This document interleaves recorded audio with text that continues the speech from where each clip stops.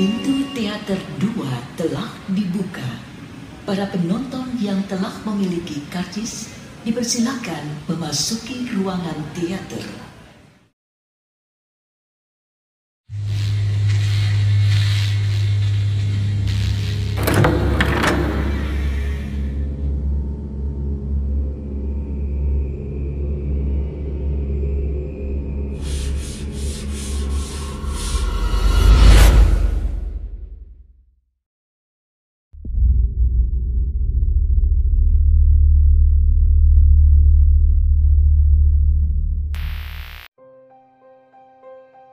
Assalamualaikum warahmatullahi wabarakatuh. Selamat malam. Jumpa lagi dengan saya Aldi di channel Mereka Ada. Dimanapun kalian berada, saya doakan semoga kalian dalam kondisi sehat dan selalu diberikan kemudahan dalam menjalankan segala aktivitas. Di kesempatan kali ini saya akan membacakan cerita dari Mas Dio Seta yang berjudul Jeritan Lembah Keramat. Namun sebelum mulai bercerita, pastikan teman-teman sudah support channel Mereka Ada dengan cara menekan tombol subscribe dan menyalakan lonceng notifikasinya, supaya saya makin semangat membacakan kisah horor untuk teman-teman semua. Kalau begitu, tanpa banyak basa-basi lagi, mari kita mulai ceritanya.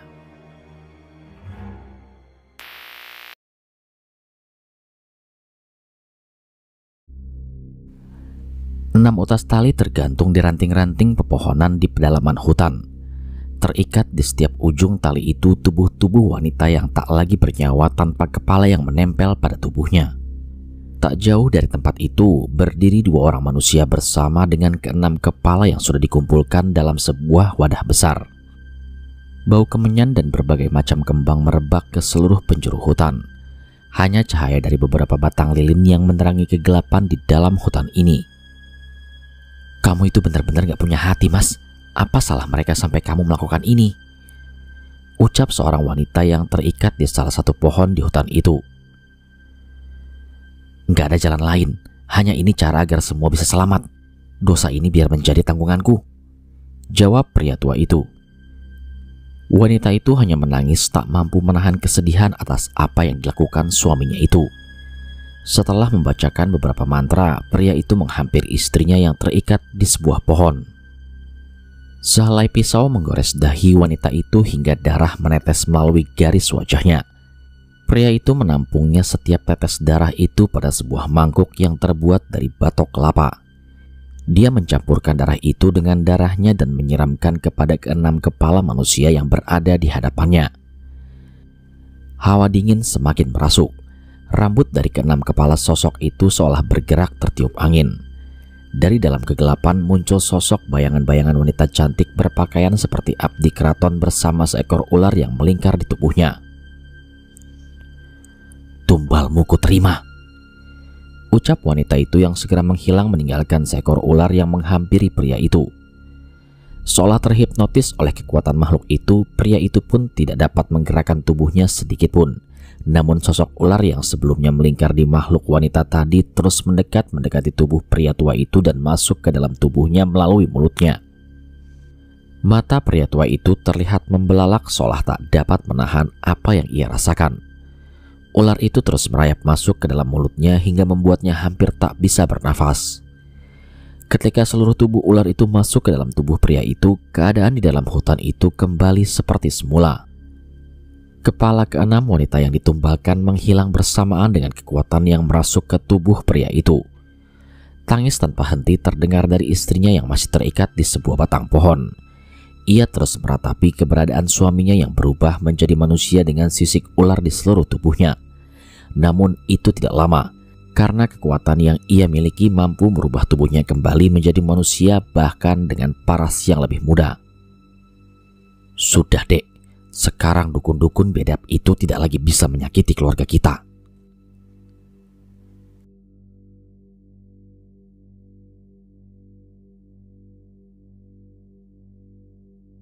"Rumi, cepetan, Mas sudah mau terlambat," teriakku pada adikku Rumi yang sudah hampir setengah tahun tinggal bersamaku di ibu kota dalam sebuah rumah kontrakan yang kusewa.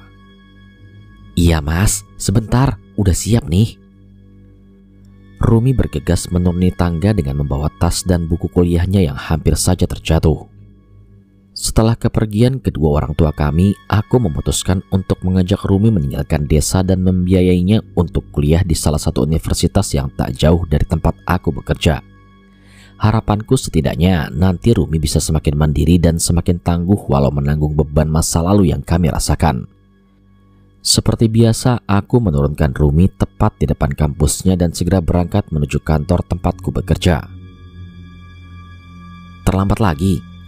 tanya teman kantorku Nia yang melihatku terburu-buru menempelkan jariku pada mesin absen. "Aduh, iya nih, kesiangan bangunnya. Akhir-akhir ini sering kebangun jam 2 pagi terus susah tidur lagi," ceritaku pada Nia yang mejanya bersebelahan dengan meja kerjaku. "Kalau keseringan tandanya harus periksa ke dokter tuh. Gak sedikit loh yang mati gara-gara insomnia," balasnya menakut-nakutiku. "Aduh, amit-amit deh. Enggak lah, paling seminggu juga sembuh. Tapi bener kata lu juga sih, kalau tambah parah kayaknya gua harus periksa ke dokter." Namanya adalah Nia, salah seorang teman sekantorku yang memang sering menjadi tempat curhatku. Bukan hanya karena meja kami bersebelahan, tapi juga karena kami sudah saling kenal semenjak awal training bekerja di kantor ini beberapa tahun lalu. Akhir-akhir ini aku memang sulit untuk berkonsentrasi saat bekerja. Sepertinya ini semua karena mimpi-mimpi aneh yang kualami setiap malam. Salah satu mimpi itu menunjukkan sebuah tempat pemandian di tengah hutan yang dikelilingi oleh puluhan ular. Mimpi itulah yang membuat aku hampir setiap malam terbangun dan sulit untuk tertidur lagi. Jarum pada jam menunjukkan tepat pukul 12 siang. Hampir semua karyawan meninggalkan mejanya untuk istirahat makan siang. Namun sepertinya aku harus menunda istirahatku untuk menyelesaikan pekerjaan aku yang tertunda. "Dimas, nggak istirahat?" tanya Nia yang bersiap meninggalkan mejanya. "Nanti aja, gampang. Masih ada kerjaan nih, harus cepat kelar biar gua nggak lembur," jelasku pada Nia. "Ya udah, gua mau makan soto. Mau nitip nggak?" tawar Nia. "Waduh, lu emang teman paling pengertian. Boleh, ntar gue ganti," jawabku sambil melemparkan senyum kepadanya. "Ya udah, jangan capek-capek lu," ucapnya yang segera meninggalkanku sendiri di ruangan kantor. Aku kembali mengalihkan fokusku ke komputer yang berada di mejaku. Masih ada beberapa data yang harus aku setorkan ke bos sebelum digunakan untuk presentasi besok. Saat ini ruangan terasa begitu sepi. Hanya suara ketikan dari komputerku saja yang terdengar. Entah ini terlalu sepi atau memang seperti ini suasana kantor saat sedang istirahat. Di tengah-tengah kesibukanku, aku perlahan mendengar suara-suara yang dari tadi tidak terdengar, seperti suara kursi yang bergeser. Pikirku mungkin itu hanya kebetulan karena kontur tanah di ruangan ini sedikit miring, sehingga aku tidak menghiraukannya. Aku meneruskan pekerjaanku tanpa memperdulikan kejadian itu. Namun suara gerakan roda kursi itu sesekali masih terdengar, dan kali ini semakin mendekat. Dan ketika aku menoleh, kursi itu berada di belakang menghadap ke arahku. Dan dengan segera aku berdiri dan melihat sekitar kantor. "Weh, siapa yang iseng?" teriakanku terdengar ke seluruh ruangan. Namun tak ada suara siapapun yang menjawab panggilanku. Segera aku meninggalkan mejaku dan mengecek ke arah belakang. Namun sekali lagi tak ada siapapun di sana. Hingga akhirnya aku memutuskan untuk mengembalikan kursi itu dan kembali bekerja. Nia kembali sebelum jam istirahat berakhir dan dengan membawakan pesananku. Aku memutuskan untuk menghabiskan nasi soto yang dibawakan oleh Nia dan baru kemudian melanjutkan menyelesaikan pekerjaanku lagi. Matahari mulai tenggelam. Aku menunggu Rumi di kantin kampus tempat aku menjemputnya. Namun tidak seperti biasa. Kali ini Rumi sudah terlambat hampir 1 jam. Aku mencoba menelponnya tapi hampir tak ada jawaban sama sekali. Kini hari pun semakin gelap. Kampus Rumi sudah semakin sepi dengan mahasiswa yang sudah mulai pulang. Hanya ada sedikit mahasiswa yang masih memiliki keperluan yang masih berada di kampus saat ini. Aku merasa cemas hingga akhirnya memutuskan untuk mencari Rumi di kelasnya. Aku cukup mengenal kampus ini karena di sini aku dulu juga menuntut ilmu hingga akhirnya berhasil menyematkan gelar di ujung namaku. Ruangan demi ruangan aku lewati, namun keberadaan Rumi hampir tidak aku temukan. Beberapa kali aku mencoba untuk menelponnya namun sama sekali tak ada jawaban. Tanpa putus asa, aku terus mencari dan bertanya ke security penjaga kampus, namun tetap saja nihil. Hingga sampai suatu ketika, aku melihat sosok seorang perempuan berjalan menuju lantai paling atas, dan itu adalah Rumi. Dari jauh terlihat Rumi berjalan perlahan dengan tatapan kosong menaiki tangga satu persatu seorang diri. Berkali-kali aku mencoba berteriak memanggilnya, namun tak ada reaksi sama sekali. "Rumi, ngapain ke atas?" teriakku. Namun Rumi tetap berjalan dengan perlahan hingga tiba di lantai teratas dan melihat ke arah bawah melalui pembatas. Sudah jelas, ada yang aneh dengan Rumi. Dia menaikkan kakinya ke atas pagar pembatas dan berdiri dengan tatapan kosong dari ketinggian 5 lantai yang saat ini bisa dengan mudah menjatuhkannya. "Rum, ngapain kamu? Jangan gila!" teriakku yang ingin segera berlari ke atas, namun sudah pasti takkan sempat. Dan benar saja, Rumi dengan wajah pucat menjatuhkan diri dari tempat itu. "Rumi!" teriakku yang tak mengerti dengan kejadian ini. Mas Dimas, kenapa?" Secara mendadak seseorang menepuk punggungku. Aku menoleh ke belakang dan ternyata itu adalah Rumi.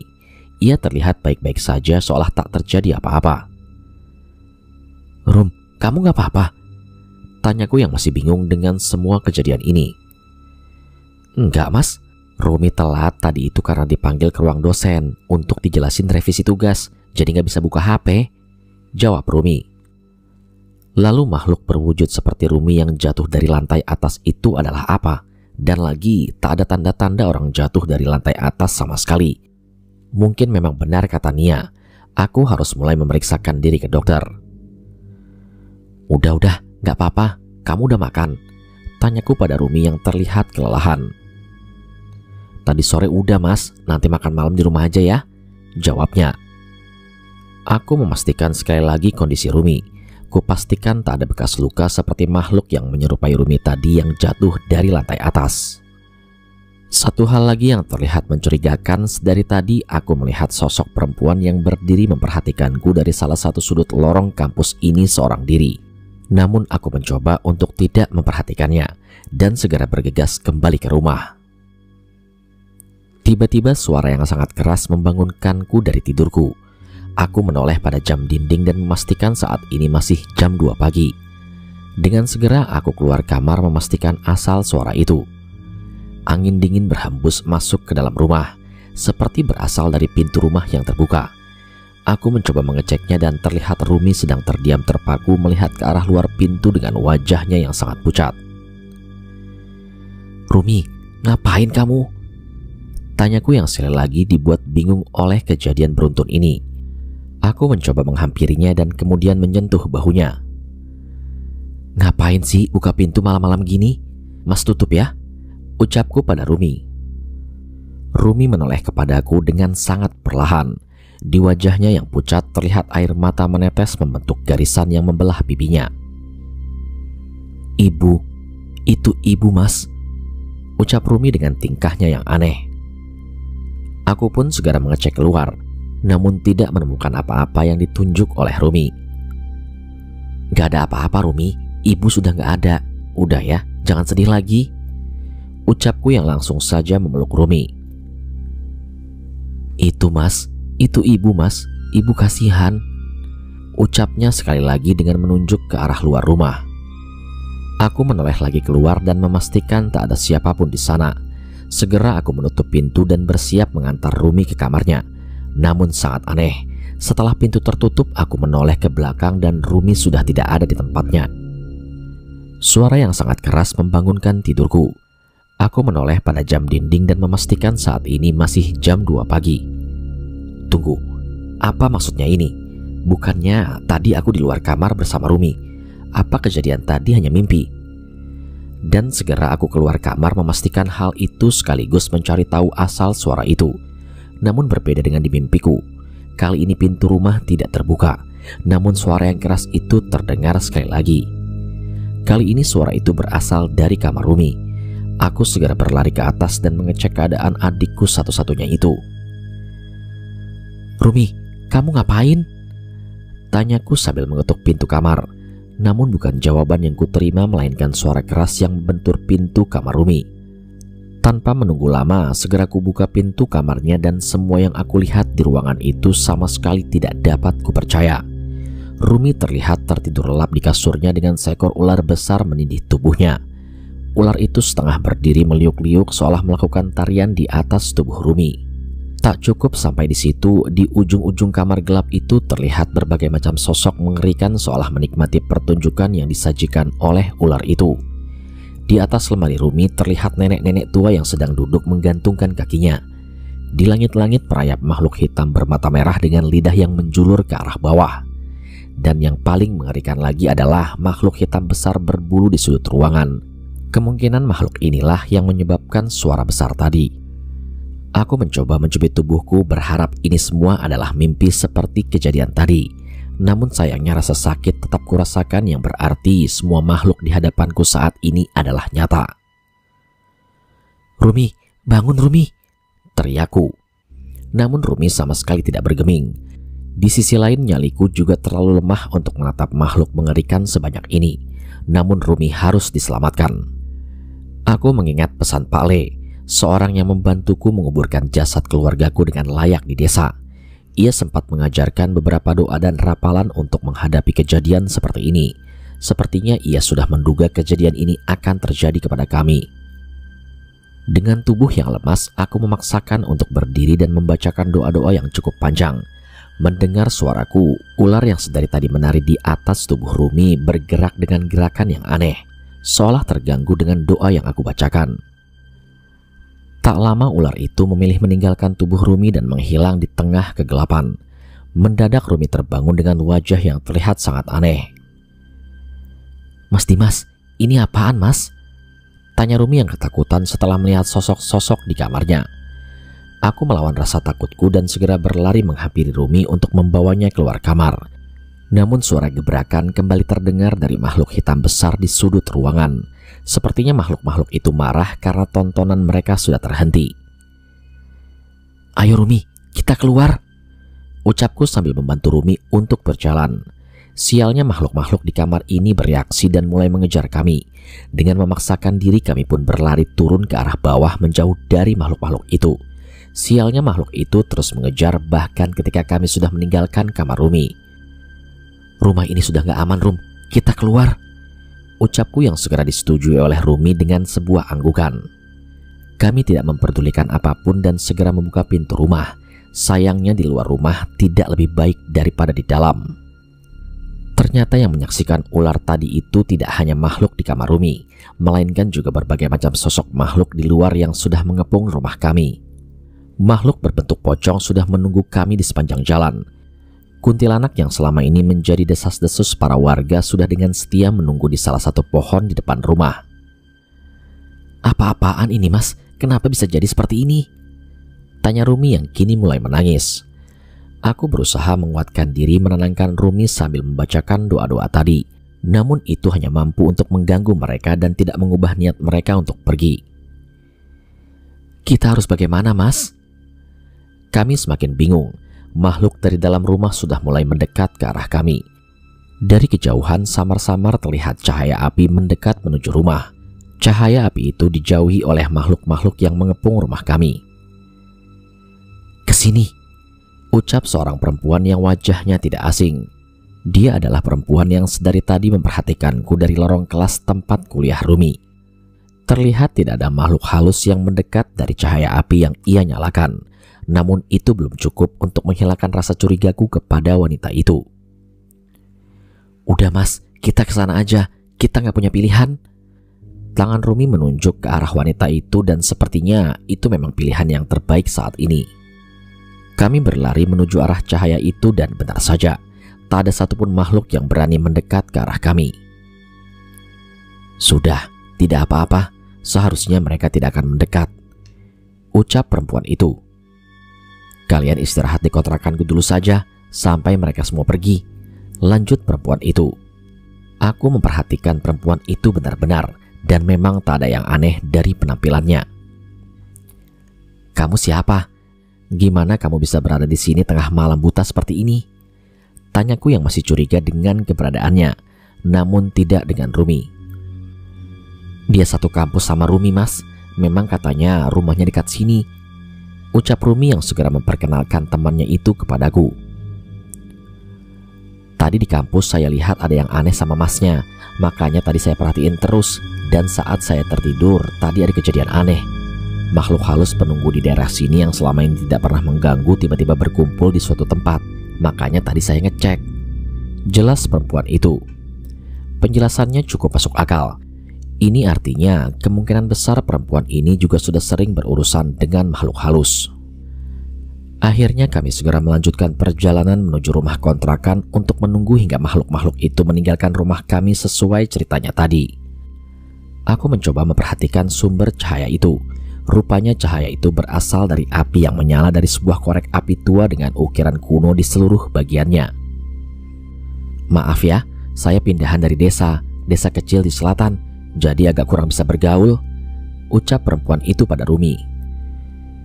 "Heh, jangan gitu, aku juga baru pindah dari desa," ucap Rumi yang ternyata bisa akrab dengannya. "Lagian aku juga tahu kamu kok. Nama kamu Ismi kan?" Perempuan itu mengangguk dengan sedikit senyuman.